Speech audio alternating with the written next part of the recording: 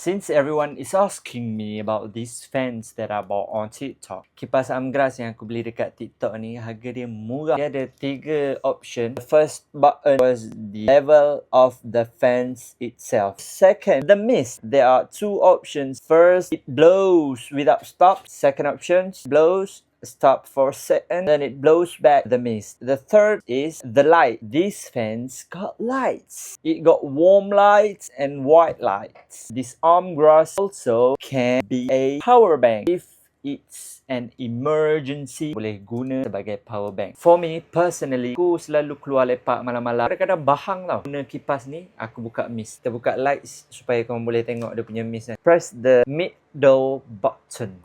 Can you see that? Can you see that coming?